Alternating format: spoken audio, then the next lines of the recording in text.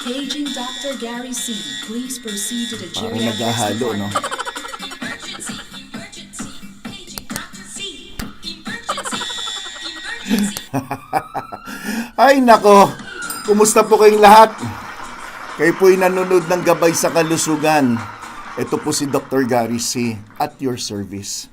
Ang pag-uusapan po natin ngayon ay tungkol sa kilalang kilala na nabibili natin over the counter na gamot para sa sipon.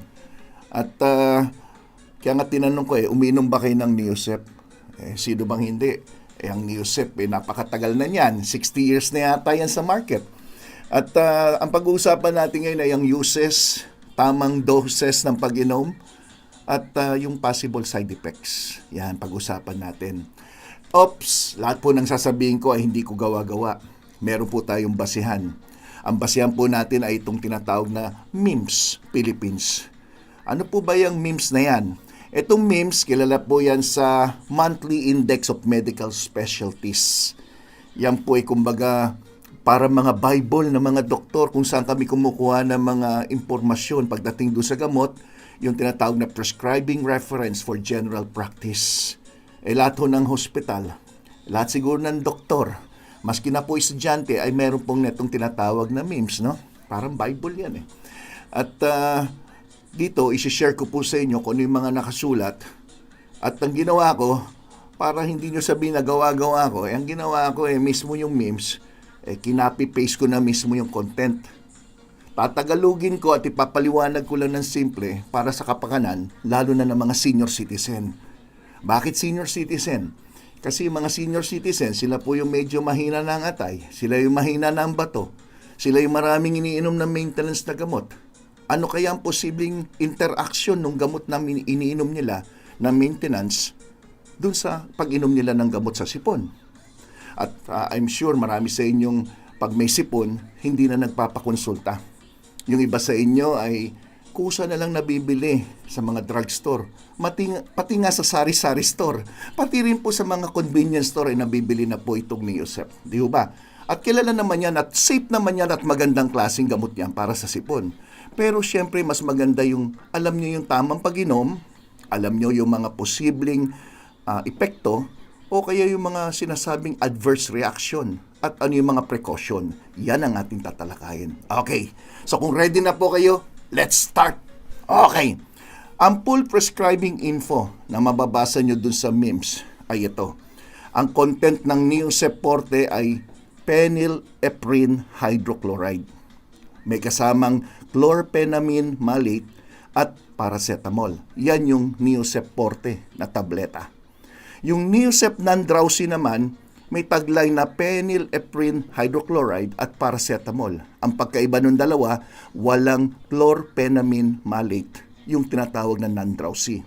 Okay, so doon pala sa pangalan ng non-drowsy, ito yung mga gamot na hindi nagkakos ng medyo bangag ka o hilo ka, yung mga ganyan.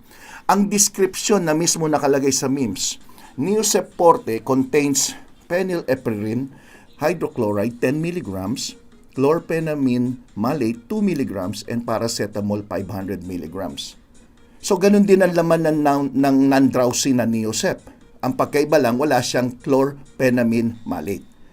So, mahalagang maintindihan niyo yan kasi malaking bagay po yung may isang additional dun sa Neosep Forte compare mo dun sa non-drowsy na wala siyang chlorpheniramine maleate. Okay. Ipapaliwanag ko po isa-isa kung ano pong purpose niyang mga tinatawag na ingredients na yan. Ang action ng phenylephrine hydrochloride ay nasal decongestant. It clears obstructed air passage and nasal sinuses. So yung mga may sipon, baradong ilong, o maski tumutulo, no, yung tinatawag na mga post-nasal drip, no, pwedeng tulong paloob. Yung sa inyong lalamunan tumutulong sipon, pwedeng makinabang dyan. At yung paracetamol ay kilalang maganda para sa mga may lagnat, nagpapababa ng inyong body temperature, at pwede rin sa mga taong may naramdaman ng mga kirot as a pain reliever. Kaya madalas ko masabi, the safest pain reliever ay paracetamol, di ba? Sa mga pasyente ko may arthritis, alam niyo yan. Pwede kayo mag-paracetamol as high as 1,000 mg per day. Okay. Ang Neosep Forte na may kasamang Phenylephrine hydrochloride saka chlorpheniramine maleate and paracetamol. Yung chlorpheniramine maleate, yan po ay kilalang anti-allergy, antihistamine. So tumutulong naman yan doon sa mga may running nose. Yan, tumutulo, sneezing, bahing ng bahing, pangangati o kaya medyo nagtutubig ang mata. So itchy and watery eyes. So yung phenyl ay yung tinatawag nating chlorpheniramine maleate ay anti-allergy po yan. Dun sa non-drowsy, di ba, wala siyang anti-allergy. So, yun yung dalawang sangkap lang. Phenylephrine, hydrochloride, saka paracetamol. Ngayon, ang tanong, alam natin lahat ng gamot na ito, Neosep, ay para sa sipon. Tama po yon. Pero may iba pang indications. Yan ang aking didiscuss ngayon. Ano yung ibang uses or indications ng pag-inom ng Neosep? Ang Neosep, porte ay pwede sa mga baradong ilong o kaya tumutulo. Yung may sipon na tumutulo o kaya yung barado. Magkaiba yun, di ba? Isa tumutulo, isa barado, nahirapan ka huminga pareho. Postnasal drip, yung sipon na paloob sa may lalamunan, itchy and watery eyes. Sneezing, pwede rin sa headache, pwede sa body ache dahil sa taglay nitong paracetamol at pwede rin sa mga may lagnat. So binibigay ito sa mga may ubo-sipon na ordinary common cold, allergic rhinitis, sinusitis, flu o trangkaso, and other minor respiratory tract infection. So kung may infection naman, kadalasan binibigyan din ng antibiotics. Malaking tulong to para ma-decongest ang inyong mga sinuses, yung mga butas ng inyong skull kung saan dumadaan ng hangin, ng mga sipon, at gumaginhawa ang inyong paghinga. Ngayon, bakit ko kailangan i-discuss itong Neosep Forte? Kasi, tulad na sinabi ko, marami sa inyo, maski na ako, umiinom din ng Neosep pag may sipon ako. Pero, yung iba, baka may iniinom ka pang kakombinasyon. Halimbawa, uminom ka ng Biogesic. O, di ba? Ingat. Biogesic, paracetamol yan, 500 mg. Uminom ka ng Neosep Forte, may 500 mg din na paracetamol. Di 1,000 na. Tama po ba? Nagkataon may trangkaso ka, na alam mo may trangkaso ka, masakit ulo mo, may ubo ka, nag-bioflu ka pa. So, 500 mg din ang paracetamol ng bioflu. Pinagsama mo ngayon yung tatlo. Dahil karamihan uminom, di ba? Tatlo, dalawa. Ang bioflu, tsaka yung Neosep, pareho lang po ang content. So, iba lang ang branding, brand name, bioflu, yung isa naman, Neosep. So, pinagsama mo yung tatlo, di meron ka ng 1,500 mg na paracetamol. Tama po ba? Okay. Walang masama. Siguro, pwede mo pagsabayin. Pero, the frequency ng pag-inom, importante. Paano kung ininom mo yan every 4 hours? Di kung 4 na oras, uminom ka ulit. 4 na oras, uminom ka ulit, nasobrahan ka na. So, kailangan malaman nyo rin yung mga proper dosage o tamang pag-inom. Di ba? So, ang non-drowsy Neosep na binanggit ko kanina, tumutulong din siya sa ubo, ay sa may sipon, baradong ilong, tumutulo. Pero, ang pagkaiba nila, wala siyang anti-allergy. So, hindi siya pwedeng effective sa mga allergic rhinitis, okay, yung nagluluha ang mata, kasi yung ibang gamit niya, yung para sa sipon, yung tumutulong ilong o barado, sakit ng ulo, pwede, fever, dahil meron silang paracetamol So, pwede. So, pagdating lang sa anti-allergy, wala siya. So, wala tong drowsiness. Kasi ang nagkakos ng drowsiness, yung anti-allergy. So, ngayon, ito na ang dosage. So, dosage or direction ng paggamit ng Neosep. Ang 12 years old and above ay consider as adult na. So, tandaan nyo po pag 12 anyos, pataas, adult dose na yon.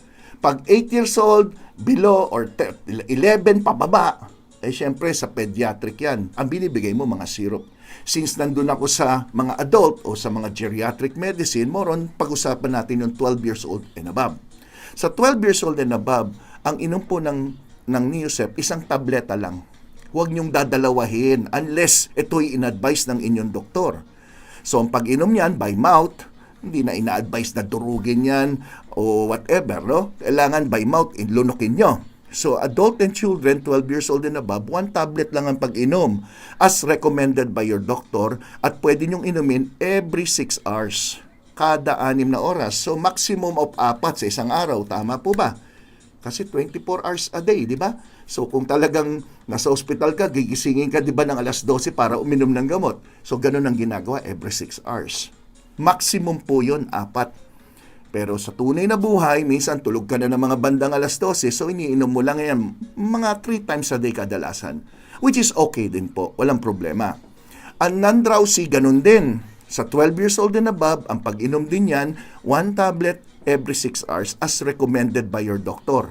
Sundin din natin kung may ibang payo. For example, yung doktor nyo sabi, hanggang 2 lang sa isang araw o kaya 3. Sundin nyo po yon dahil may reason kung bakit binigay ng ganung instruction.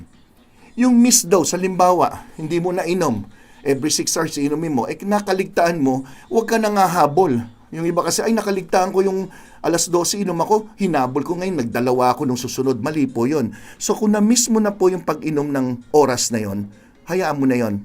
Sundin mo na yung susunod na oras na pag-inom. So ito po yung importante. If a patient miss a dose, just take the next dose.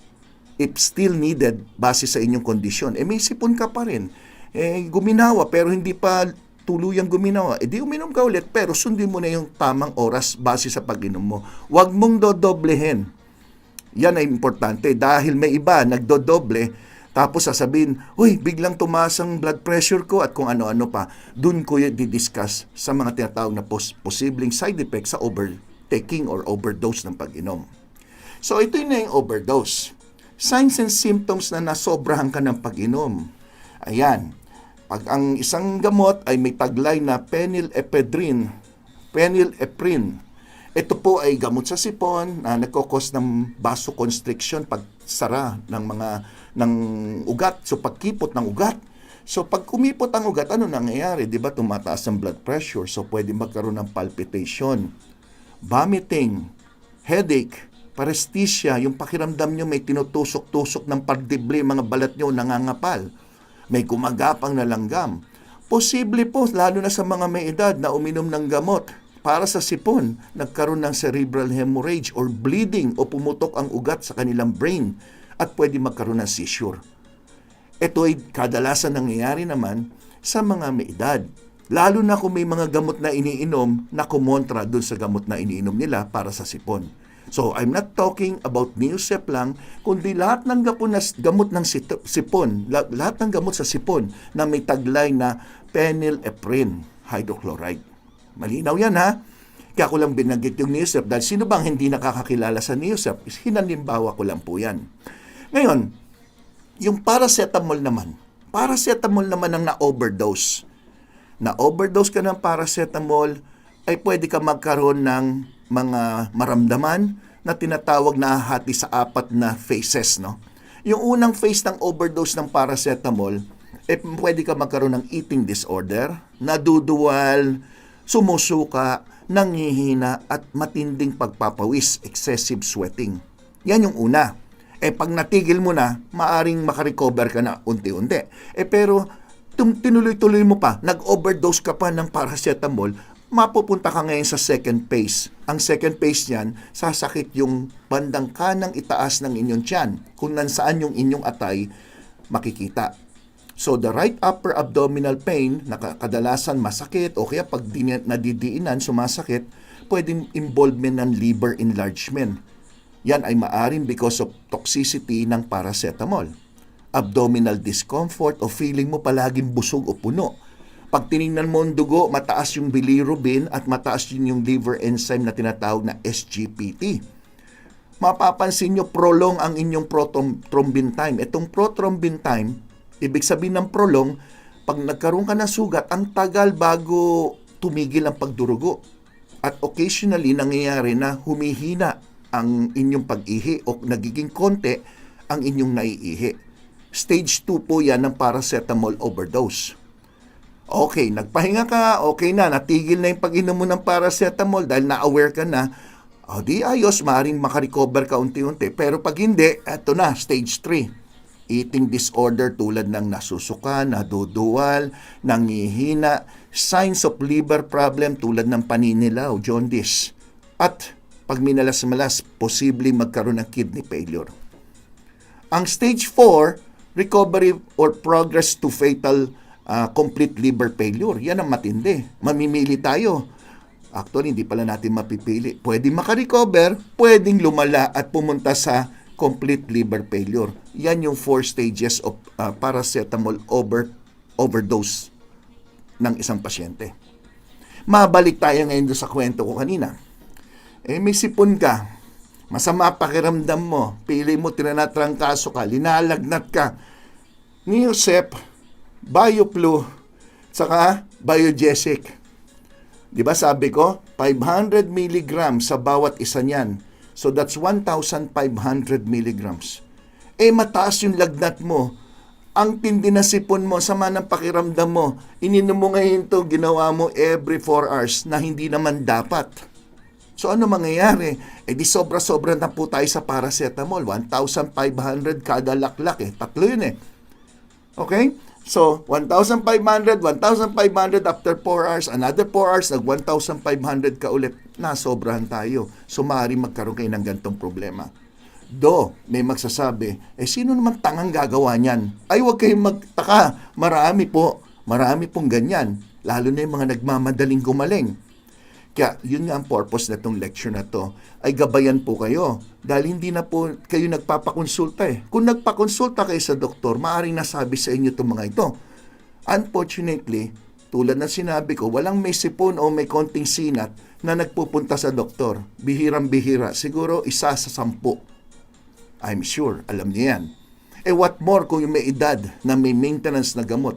What more kung yung isang pasyente may iba pang sakit na hindi pala pwede na uminom ng mga gantong gamot. Di ba? So, pag-iingat. So, wala akong sinabing masamang uminom, pero dapat tama pag-inom at alam kung kailan dapat inumin at hindi. Okay. Ngayon, yung Neosep Forte na sinabi ko may antihistamine, ito naman na nagkukos, yung chlorpheniramine malic, ito nagkukos naman ng matinding pagkaantok o kaya drowsiness, agitation, weakness, irritability, hallucination, tachycardia, convulsion, and coma. Ito po lahat na to ay copy na po mismo sa memes. Hindi ko po gawa yan. Bakit ko sinasabi yan? Kasi ayoko magkaroon ng impression na akong gumawa nitong lecture na to at sineshare ko at gawa-gawa ko lang. So ito po ay mga base sa pag-aaral na nakalagay na po doon mismo sa memes. Parang Bible ng mga drugs. Okay. Ngayon, assuming lang, may edad, nasobrahan na itong mga antihistamine, delikado yung magkaroon ng fall. Yung fall, yung nadulas, na siguro nawala ng balance, at common po yan. Yung ibang walang ininom ng gamot, ganun ang pakiramdam, yung parang lutang. Paano kung nakainom tayo na ito at nasobrahan? So, see your doctor. Make sure to see your doctor, consult your doctor. Every time may nainom kayo, na anumang gamot, at naramdaman nyo may nagbago sa timpla ng inyong pag-iisip o yung balance ninyo sa katawan. Okay. Ano ngayon ang contraindication? So, importante po ito. Ang contraindication po ng pag-inom ng antihistamine o ng gamot sa sipon ay ang mga sumusunod. Una, kung meron kang allergy dun sa ingredients ng anumang produkto. If the patient has high blood pressure or may severe heart condition o severe heart disease, unless recommended by doctor. So, lahat ng mga nakikinig ngayon na senior citizen, bakit senior citizen? Mas prone po tayo sa mga side effect or complication dala ng gamot. So, kung kayo po isang senior citizen at may mga gamot na iniinom, lalo na sa puso, yung mga maintenance sa puso, sa alta presyon, please consult your doctor before taking any medication. Importante. Yung mga pasyente po na merong anemia or may kidney or liver disease, please consult your doctor also unless nag-recommend yung doktor nyo. Kung ang babae po ay buntis o nagpapa-breastfeeding, make sure to consult your OB-gynecologist bago kayo uminom ng mga gamot na hindi lang ito, kundi lahat ng gamot. Special precaution. Ito po ay nakasulat, ha? Kaya nga sabi ko, marami sa atin uminom ng gamot. Pero hindi natin alam yung literature dahil bihira po sa mga pasyente na pag uminom ng gamot, titingnan yung literature mismo. So, ano yun babala yun warning po yun So, baka naman yung mga ibang nadadala sa hospital, may kinalaman pala sa mga binibili nila over the counter, di natin masabi. So, please consult your doctor palagi or take some time to read kung ano yung insert. Pag nabili nyo naman yung gamot nyo, for example, na ano man yan, mapapansin nyo may mga mababasa kayo kung para saan. Yung nga lang, minsan masyado malit, kailangan nyo ng magnifying glass. But still, gawin nyo. So, special precaution no, sa mga may liver problem. Liver warning. This product contain paracetamol. Severe liver damage may occur if, kung bata to pinag-uusapan, nandun kayo sa mga syrup na iniinom ng mga bata at nainom nyo na sobra, ganun din yung mga syrup, maximum 4 doses lang po base sa instruction ng pag-inom. Kung sinabing 1 teaspoon every 6 hours, ibig sabihin 4 times a day or 4 doses lang sa isang araw, di ba? So maximum lang yan, 5. Pag lumampas sa 5 na, maka meron ng mga hindi magandang epekto yan. Sa mga adult naman, taking more than 4 grams, o ibig sabihin 4,000 milligrams, so parang 8 tableta ng paracetamol, pwede po makasama sa inyo pag lumampas dyan sa loob ng isang araw o 24 hours. So, take with other medicines na may kasamang paracetamol o acetaminophen, dapat mag-ingat po tayo. Kaya nga, sinample ko kanina na kung uminom kayo ng 3 klase na may paracetamol, masama po yun. Maaaring magbigay ng hindi magandang epekto. Adults na umiinom ng alak, kung kayo po ay umiinom ng gamot tulad ng Neosep at umiinom ka ng alak, mga 3 alak na serving sa isang araw o isang gabi, pwede pong makasama, lalong maging matinding epekto ng gamot ninyo sa sipon. Do not use with other medicine containing paracetamol, mapa-prescription or non-prescription na gamot. Okay? Na paracetamol. If the patient is not sure kung yung iniinom niya mga gamot ay may paracetamol, please ask a doctor. Ask your doctor before you use. Tandaan niyo po to, if you have a kidney disease or a liver disease. Ask a doctor before you use. If the patient is taking warfarin or blood thinning medicine, gamot yan na pampalabnaw ng dugo. Do not take more than what is recommended ng inyong doktor. Ngayon, question, is it safe to use during pregnancy and lactation? Well, contraindicated po ang pag-inom ng Neosep if you are a patient na buntis or nagpapa-breastfeeding. Alam nyo na po ba yan o nabasa nyo na po ba yan? So, yan po ang nakalagay sa NIMS. Adverse reaction, phenylephrine hydrochloride may cause tremor, muscle shaking, restlessness, anxiety, feeling of uneasiness, insomnia, sleeplessness, nervousness, dizziness, increase in blood pressure, palpitation, arrhythmia or irregular heartbeat, panghihina, respiratory distress, o kaya noisy, congested breathing, and pallor. Yan ang mga nakalagay. Paracetamol, when taken within recommended dose and duration of treatment, has a low incidence of side effects. Inuulit ko, pag tamang pag-inom, wala naman dapat intindihin, wala naman posibleng side effect yan dahil napakababa ng tsansa na magkaroon ng problema. Pero pwede mangyari mga skin rashes, hypersensitivity reaction, changes in the number of your white blood cells and platelets, and minor stomach and intestinal disturbances have been reported. Okay.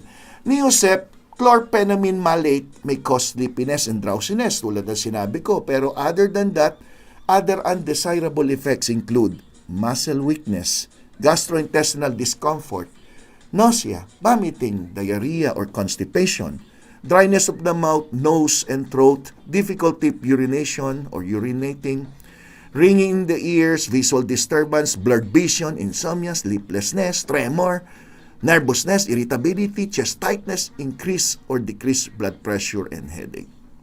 Lahat po ng mga shinare ko ay mababasa nyo po sa website ng NIMS. So, shinare ko lang sa inyo para sa mga walang time magbasa at pinaliwanag ko lang sa inyo.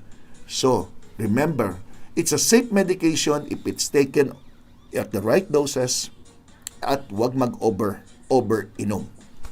Huwag maghalo-halo ng iba-iba pang mga gamot na maaari may mga kaparehong sangkap. So, please consult your doctor kung meron po kayong mga napansin na nag-iba sa anumang gamot na iniinom nyo. Okay?